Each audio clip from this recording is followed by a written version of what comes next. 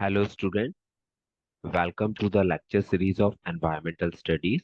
आज हम अपना लेक्चर नंबर 24 स्टार्ट करेंगे और आज का जो हमारा टॉपिक रहेगा वो रहेगा वाटर पॉल्यूशन।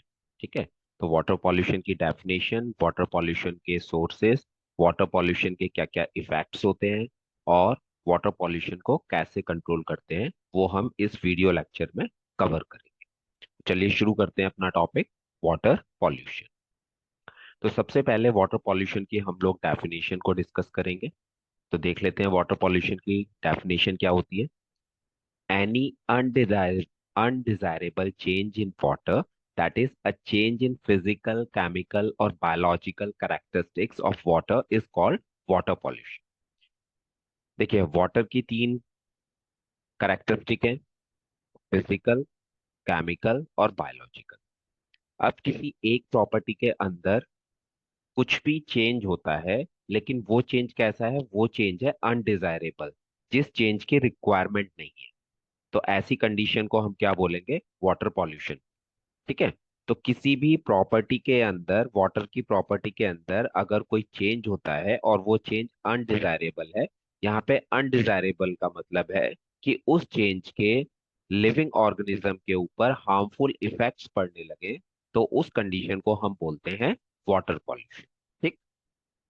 वाटर पॉल्यूशन की सेकंड डेफिनेशन देख लेते हैं। Water pollution is defined as the addition of substances which degrades the quality of water so that it becomes a health hazard or unfit for drinking। देखिए पानी के अंदर, water के अंदर कुछ ऐसे सब्सटेंस ऐड हो जाएं जिसके कारण वाटर की क्वालिटी जो है वो डिग्रेड हो जाए और वो वाटर फिर कैसा हो जाए, वो पीने के योग्य ना रहे, अनफिट फॉर ड्रिंकिंग हो जाए और उससे बीमारियां हो। तो ऐसे वाटर को हम क्या बोलेंगे, पॉल्यूटेड। ठीक है। तो ये भी एक कंडीशन है किसकी, वाटर पॉल्यूशन की। तो ये दो डेफिनेशन अगर एग्जाम में क्वेश्चन पूछा जाता है तो आप उसको लिख सकते हैं। Now sources of water pollution. अब देखिए वाटर पॉल्यूशन के जितने भी सोर्सेज हैं उनको हम दो कैटेगरी में क्लासिफाई करते हैं। किसके बेस पे, on the basis of their origin, उनका ओरिजिन कहाँ से हो रहा है या कैसे हो रहा है, उसके बेस पे हम सोर्सेज ऑफ वाटर पॉल्यूशन को दो कैटेगरी में डिवाइड करते हैं। पहला इसमें सोर्स है पॉइंट सोर्सेज। पॉइंट सोर्सेज क्या होते हैं समझ लेते हैं। पॉइंट सोर्सेज आर दो sources where the effluent discharge occurs at a specific site। देखिए वाटर पॉल्यूशन के जो भी सोर्सेज हैं, उन सोर्सेज के बारे में जब हमें पता होता है कि ये गंदा पानी जो है, वेस्ट वाटर जो है, कहाँ से जनरेट हो रहा है, उस साइट का हमें पता होता है, तो उसको हम बोलते हैं पॉइंट सोर्स। ठीक है। Where the effluent discharge occur at a specific site. तो स्पेसिफिक साइट का जब हमें पता होगा, तो ये जो पॉइंट सोर्सेज होंगे, इस तरह के जो सोर्सेज होंगे वो क्या होंगे, वो इजीली आइडेंटिफिएबल होंगे, उनको हम इजीली आइडेंटिफाई कर लें। ठीक है। जैसे इसके कुछ एग्जांपल है, सीवेज आउटलेट और effluent outlet of a factory. अब देखिए एक पर्टिकुलर फैक्ट्री है, उस पर्टिकुलर फैक्ट्री से वेस्ट वाटर निकल रहा है, तो वो हमें दिखाई दे रहा है, उसको हम इजीली आइडेंटिफाई कर पा रहे हैं। तो ऐसे सोर्सेज क्या कहलाते हैं, पॉइंट सोर्सेज कहलाते हैं। ठीक। सेकंड है इसमें non point sources. Non point sources are दो sources where inflow of pollutant occurs over a large area. यहाँ पे जो पॉल्यूटेंट निकल रहे हैं, जो वेस्ट वाटर जनरेट हो रहा है, वो एक लार्ज एरिया से जनरेट हो रहा है और इसमें हमें साइट का पता नहीं चल रहा है कि एक्चुअल में ये वेस्ट वाटर आ कहाँ से, है ना। तो इसलिए ये जो सोर्सेज होते हैं ये कैसे होते हैं, नॉट इजीली आइडेंटिफिएबल, इजीली इनको हम आइडेंटिफाई नहीं कर सकते। इसका एक एग्जांपल है एग्रीकल्चर रन ऑफ। जो हमारे एग्रीकल्चर है उससे जो पानी बहता हुआ आता है, एग्रीकल्चर फील्ड से जो पानी बहता हुआ आ रहा है ना, उसमें कई तरह के फर्टिलाइजर, न्यूट्रिएंट्स मिक्स होंगे, पेस्टिसाइड, इंसेक्टिसाइड्स हो सकते हैं उसके अंदर। तो ये वाटर पॉल्यूशन कॉज करेगा। लेकिन एक्चुअल में ये पानी कहाँ से आ रहा है, किस एग्रीकल्चर फील्ड से आ रहा है, उसको पता करना थोड़ा सा मुश्किल हो जाता है। ऐसे ही इस city storm water flow, city के अंदर जो वाटर फ्लो कर रहा है ना, वेस्ट वाटर जो जनरेट हो रहा है सिटी के अंदर, स्टॉर्म वाटर फ्लो, उसको भी हम इजीली आइडेंटिफाई नहीं कर सकते कि इस पर्टिकुलर स्पेसिफिक साइट क्या है। इसलिए इनको बोला जाता है नॉन पॉइंट सोर्सेस। ठीक है। नाउ डिफरेंट सोर्सेज और कॉजेज। अभी तो हमने देखा कि पॉइंट और नॉन पॉइंट सोर्सेज क्या होते हैं। अब देखते हैं कि ऐसे कौन कौन से सोर्सेज हैं जिनसे वाटर पॉल्यूशन जो होता है।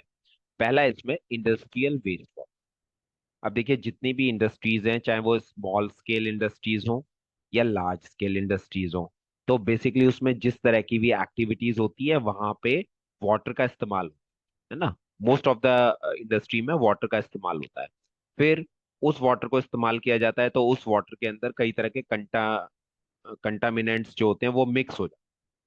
ठीक, अब ये जो गंदा पानी फैक्ट्री से निकल रहा है, एफ्लुएंट जो निकल रहा है, इसके अंदर कई तरह के केमिकल्स, कई तरह के कंटामिनेंट्स होंगे, और वैरायटी ऑफ ऑर्गेनिक और इनऑर्गेनिक पॉल्यूटेंट्स। अब इस वाटर को हमने ट्रीटमेंट इसका नहीं किया और इसको नियर बाय किसी वाटर बॉडी के अंदर डिस्पोज कर दिया, तो ये वेस्ट वाटर क्या करेगा, उस नियर बाय वाटर बॉडी में वाटर पॉल्यूशन कॉज करेगा, क्योंकि इसके अंदर पॉल्यूटेंट प्रेजेंट। ठीक है। तो when this waste water discharge directly into water body causes water pollution. Second है डोमेस्टिक सीवेज। हमारे घर से जो गंदा पानी निकलता है उसको हम कह रहे हैं डोमेस्टिक सीवेज। तो waste water release from domestic activities like kitchen and toilet is discharge directly into water body. ठीक है, नियर बाय कोई वाटर बॉडी है, रिवर है, लेक है, पॉन्ड है, उसके अंदर सीवेज को छोड़ देना, उसका हमने ट्रीटमेंट नहीं किया, तो ये क्या करेगा, ये उस वाटर बॉडी में जाके पॉल्यूशन क्रिएट करेगा, वाटर पॉल्यूशन करेगा। तो हमारे इंडिया में बहुत सारी ऐसी रिवर्स हैं, जैसे रिवर गंगा है, रिवर यमुना है। तो इनके अंदर जो पॉल्यूशन है ना, वो किस कारण से है, because indiscriminate discharge of waste water, क्योंकि इनके अंदर जो है वेस्ट वाटर को, डोमेस्टिक सीवेज को डिस्पोज किया। नेक्स्ट है radioactive substances. Third category है वाटर पॉल्यूटेंट की, या जो वेस्ट वाटर की है, radioactive substances. Sources such as mining and processing of radioactive materials including use of radioactive substance, nuclear power plants, weapon industry and medical and scientific research facility contaminate water with radioactive substances having carcinogenic potential। अब देखिए radio active substance जो है उनकी mining हो रही है, उनको process किया जा रहा है। ठीक है, फिर उनका यूज किया जा रहा है। ठीक है, use of radioactive substance. फिर न्यूक्लियर पावर प्लांट्स में उनका यूज हो रहा है, न्यूक्लियर वेपन इंडस्ट्री में उनका यूज हो रहा है, मेडिकल फील्ड में रेडियो एक्टिव सब्सटेंस यूज हो रहे हैं, साइंटिफिक रिसर्च के लिए रेडियो एक्टिव सब्सटेंसेस प्रोड्यूस हो रहे हैं, सॉरी उनका यूज हो रहा है। अगर यहाँ से ये रेडियो एक्टिव सब्सटेंस को डिस्पोज किया जाता है किसी वाटर बॉडी में, बिना किसी सिक्योरिटी के, बिना किसी मेथड को अपनाए हुए डायरेक्टली डंप कर दिया जाता है, तो फिर ये क्या करेंगे, ये नियर बाय वाटर बॉडी में या किसी भी वाटर बॉडी में जिसमें डंप किया जा रहा है वहां पे ये वाटर पॉल्यूशन क्रिएट करेंगे। और रेडियो एक्टिव सब्सटेंस के अंदर बेसिकली क्या पोटेंशियल होता है, ये कार्सिनोजेनिक होते हैं, कैंसर कॉजिंग। तो इस तरह का वेस्ट वाटर जिसके अंदर रेडियो एक्टिविटी प्रेजेंट है, अगर कोई ह्यूमन बीइंग जनरली उसको ड्रिंक करेगा, है ना, तो उसको कैंसर होने के चांसेस बढ़ जाते हैं। नेक्स्ट सोर्स है हमारा एग्रीकल्चरल वेस्ट। अब देखिए एग्रीकल्चरल की जो पैदावार है, एग्रीकल्चर की जो यील्ड है, उसको इंक्रीज करने के लिए हम अपने एग्रीकल्चरल फील्ड में क्रॉप के लिए बहुत सारे फर्टिलाइजर्स डालते हैं। अपनी क्रॉप को बीमारियों से बचाने के लिए इंसेक्टिसाइड्स और पेस्टिसाइड्स डालते हैं। ठीक है, अब यहाँ से जो वेस्ट वाटर निकल के नियर बाय वाटर बॉडी में जाएगा, तो वो क्या करेगा, वो वाटर पॉल्यूशन कॉज करेगा।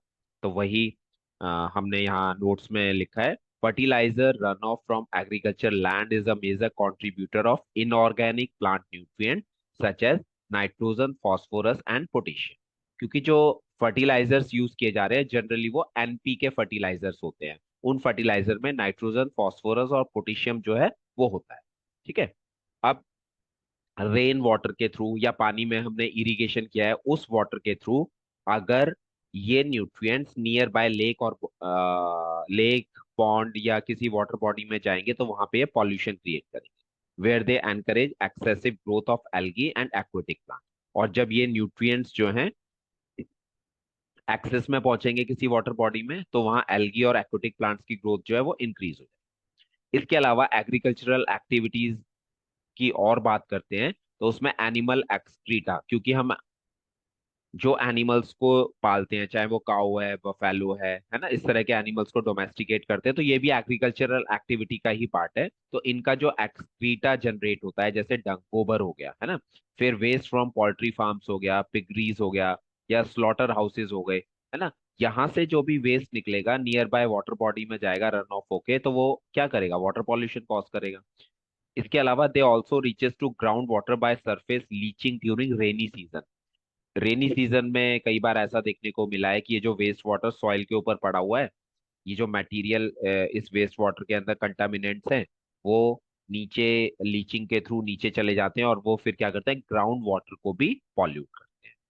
नेक्स्ट इसमें सोर्स है डिजीज कॉजिंग एजेंट्स। तो municipal waste water contains many bacteria, virus, protozoa, parasitic worms and other infectious agents that cause human and animal disease. देखिए, जो डोमेस्टिक सीवेज है या म्यूनिसिपल वेस्ट वाटर है, उसमें कई तरह के पैथोजेनिक माइक्रो ऑर्गेनिज्म होते हैं, जैसे बैक्टीरिया हो गया, वायरस हो गया, प्रोटोजोआ हो गया, पैरासिटिक वॉर्म्स हो गए, है ना, कुछ अदर इन्फेक्शियस एजेंट हो गए। तो ये ह्यूमन बीइंग के अंदर बेसिकली ये क्या करेंगे, इसका ट्रीटमेंट नहीं किया इस वाटर का, इसको नियर बाय वाटर बॉडी में हमने छोड़ दिया और वहां से हम उस वाटर को ड्रिंकिंग पर्पस के लिए यूज कर रहे हैं बिना किसी ट्रीटमेंट के। तो ये क्या करेगा, ये ह्यूमंस के अंदर, साथ में एनिमल्स के अंदर भी कई तरह की डिजीज प्रोड्यूस करे। ठीक है। तो typhoid, cholera, dysentery, polio and infectious hepatitis are some common diseases transmissible through contaminated water and food. Next cause है माइनिंग पॉल्यूशन ऑफ वाटर। इसका मतलब ये हुआ कि जिन एरिया में माइनिंग होती है किसी भी सब्सटेंस की, किसी भी मटेरियल की, वहां पे बेसिकली क्या होता है, कई सारे प्रोसेस अपनाए जाते हैं। एक तो माइनिंग हो रही है, ओर वॉशिंग हो रही है, मतलब जो मिनरल निकाला गया उसकी रिफाइनिंग हो रही है। तो ये ओर वॉशिंग और या ये जो सस्पेंडेड सॉलिड होते हैं, है ना, ये बेसिकली क्या करते हैं, नियर बाय लेक में, पॉन्ड में या किसी भी वाटर बॉडी में जाएंगे तो वाटर पॉल्यूशन क्रिएट करेंगे, और यही लीचिंग के थ्रू नीचे जाएंगे ग्राउंड वाटर में, तो ग्राउंड वाटर को पॉल्यूट करेंगे। सेवंथ है accidental spillage of chemicals during loading and transfer. जैसे कई बार आपने देखा होगा या सुना होगा कि शिप्स के थ्रू क्या होता है, एक कंट्री से दूसरे कंट्री में बेसिकली क्या होता है, डिफरेंट केमिकल्स को भेजा जाता है ना, और डिफरेंट केमिकल्स जो शिप के अंदर जा रहे हैं, टैंकर के अंदर जा रहे हैं, कई बार वो वहां से लीक हो जाते हैं, शिप का एक्सीडेंट हो जाता है, तो वो केमिकल सारा सी ओशन का जो वाटर है उसमें मिक्स हो जाते हैं, उसकी सरफेस पे आ जाते हैं, कुछ मिक्स हो जाते हैं, तो वो क्या करते हैं, लार्ज लेवल पे वाटर पॉल्यूशन क्रिएट करते हैं। ठीक है। अब हम पढ़ेंगे इसमें, नेक्स्ट टॉपिक है हमारा इसी में, effects of water pollution. Water pollution के क्या क्या इफेक्ट्स होते हैं। तो पहला है रिडक्शन इन लाइट पेनिट्रेशन। देखिए, जो वाटर बॉडी के अंदर प्लांट्स लगे हुए हैं, एक्वाटिक प्लांट्स लगे हैं जो फोटोसिंथेसिस करते हैं, तो उनको सनलाइट चाहिए। अब मान लीजिए वाटर के अंदर पॉल्यूटेंट प्रेजेंट है, या वो वाटर टर्बिड है, या वाटर के अंदर कलर है, तो जो सनलाइट आएगी वो नीचे तक, बॉटम तक, जहां पे एक्वाटिक प्लांट्स लगे हुए हैं वहां तक नहीं पहुंच पाएगी, है ना। तो लाइट पेनिट्रेशन में बेसिकली क्या होगा, रिडक्शन। तो इस कारण से क्या होगा, जो एक्वाटिक प्लांट है या जो एल्गी है जो फोटोसिंथेसिस कर रहे हैं फूड प्रोड्यूस के लिए, वो नहीं कर पाएंगे, और फोटोसिंथेसिस नहीं होगा तो ऑक्सीजन का जो प्रोडक्शन हो रहा है वाटर के अंदर वो भी कम हो जाएगा, और उससे ओवरऑल जो एक्वाटिक लाइफ है उसके ऊपर हार्मफुल इफेक्ट्स। सेकंड है reduction in dissolve oxygen, hereby eliminate sensitive organism like plankton, mollusks, fishes, etc. अब देखिए, फर्स्ट में हमने पढ़ा कि फोटोसिंथेसिस नहीं कर पा रहे हैं एक्वेटिक प्लांट्स या एल्गी, तो उस कारण से क्या हो रहा है, डिसॉल्व्ड ऑक्सीजन में कमी है। वो ऑक्सीजन जो पानी में घुली हुई होती है, और ये ऑक्सीजन जो होती है लिव एक्वेटिक ऑर्गेनिजम्स के रेस्पिरेशन में हेल्प करती है ना। जब ऑक्सीजन ही नहीं होगी पानी के अंदर, तो जो बाकी अदर एनिमल्स हैं जिनको ऑक्सीजन चाहिए अपने सर्वाइवल के लिए, वो सर्वाइव नहीं कर पाएंगे, उनकी डेथ हो जाएगी। क्लियर। तीसरा है wastes that are discharged into water contain pathogenic organisms like virus, bacteria, parasitic protozoa, worms, etc., that are capable of transmitting diseases such as cholera, typhoid, amoebiasis, hepatitis, jaundice, etc. देखिए जो पानी के जो waste water है, अगर उसके अंदर pathogenic micro organism present है, जैसे वायरस हो गया, बैक्टीरिया, पैरासिटिक प्रोटोजोआ या वॉर्म्स हो गए, और ऐसे कंटामिनेटेड वाटर को, ऐसे पॉल्यूटेड वाटर को अगर कोई पर्सन पी रहा है ना, गलती से पी रहा है, उसका कोई ट्रीटमेंट नहीं कर रहा, तो उस पर्सन के अंदर टाइफाइड, कॉलरा, अमाइबियासिस, हेपेटाइटिस, जॉन्डिस जैसी बीमारियां होने के चांसेस बढ़ जाते हैं। फोर्थ है eutrophication of lakes and pond. Eutrophication के ऊपर मैंने एक सेपरेट वीडियो बनाया गया है, वो आपको ऊपर आई बटन में मिल जाएगा। तो आई बटन पे क्लिक करके आप वहां पे यूट्रोफिकेशन को समझ सकते हैं कि यूट्रोफिकेशन क्या है।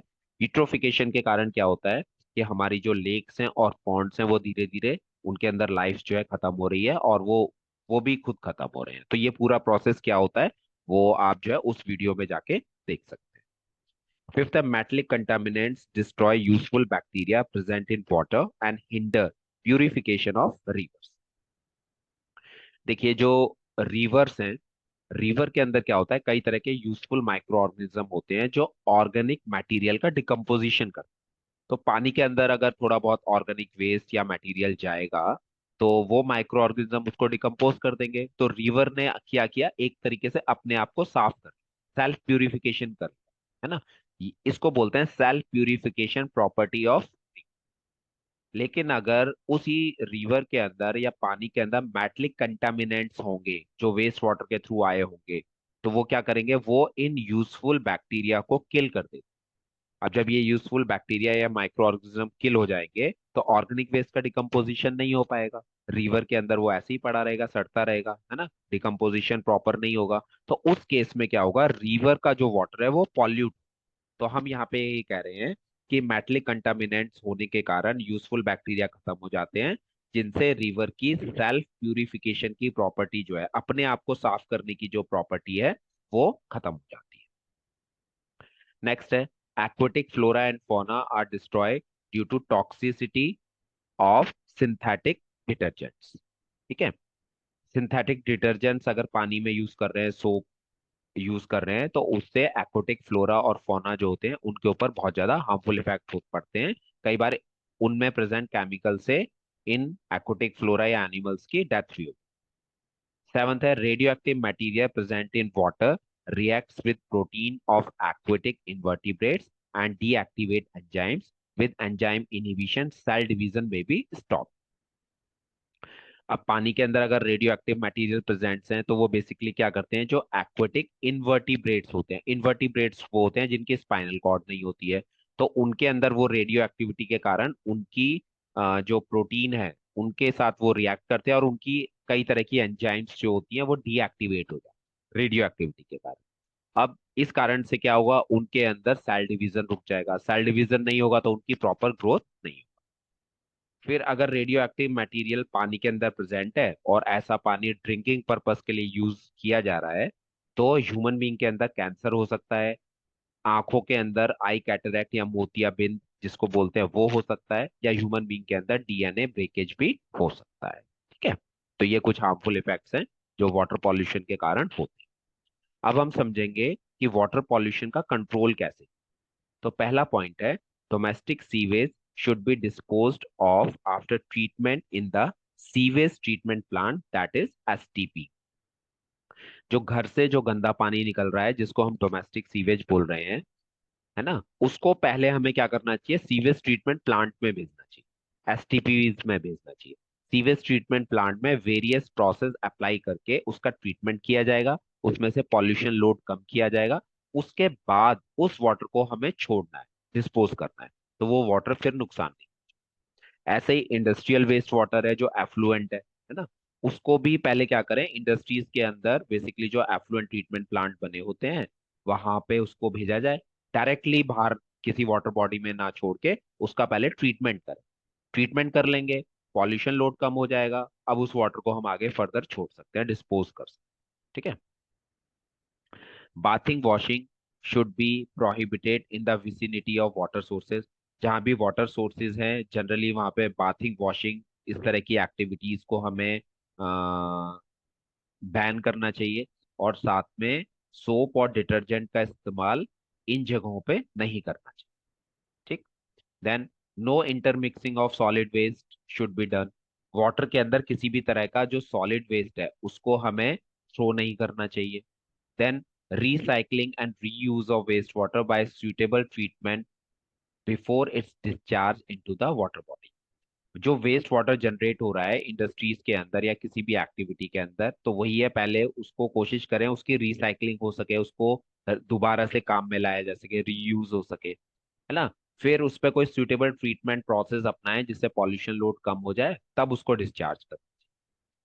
Thermal pollution of water can be reduce by employing techniques like cooling towers and cooling Pond's.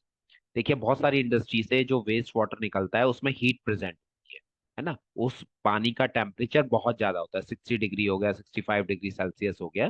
तो अगर ऐसा गर्म पानी, हॉट वाटर जो है, किसी भी वाटर बॉडी में छोड़ेंगे तो वहां के टेम्परेचर को वो चेंज करेगा। तो उस है ना, तो इस उसके अंदर को हीट ट्रांसफर करेगा, तो इसको बोला गया थर्मल पॉल्यूशन ऑफ वाटर। तो अब इसको कैसे रोका जाए? इसको रोकने का मेथड है कूलिंग टॉवर्स। मतलब एक ऊंचाई पे कुछ टॉवर्स बने होते हैं, ऊंचाई पे वाटर ले जाया जाता है, गर्म पानी, वेस्ट वाटर, और फिर उसको नीचे की तरफ धीरे धीरे छोड़ा जाता है। तो नीचे जब वो एटमॉस्फेयर के कांटेक्ट में आता है तो हीट उसमें से निकल जाती है। या फिर सिंपली आर्टिफिशियल पॉन्ड्स बना लें जिनको कूलिंग पॉन्ड्स बोला गया है। इनमें उस हॉट वाटर को डाल दिया जाए, 2 या 3 दिन वो वहां पे पड़े रहेंगे, वो नॉर्मल टेम्परेचर पे आ जाएंगे, तब उस वाटर को डिस्पोज। सेवंथ है excess use of fertilizer, pesticides and insecticide should be discouraged. Agriculture के अंदर एक्सेस में फर्टिलाइजर्स, एक्सेस में पेस्टिसाइड्स, एक्सेस में इंसेक्टिसाइड्स, इनको डिस्करेज करना चाहिए। ठीक है। और क्योंकि इनके अंदर डिफरेंट केमिकल्स होते हैं, टॉक्सिक केमिकल्स होते हैं, तो वो आगे चल के वाटर पॉल्यूशन क्रिएट, तो इनको कम से कम इस्तेमाल या लिमिट में इस्तेमाल। फिर एर्थ है special type of fish breeding which live on mosquito eggs, bacteria, aquatic weeds should be encouraged.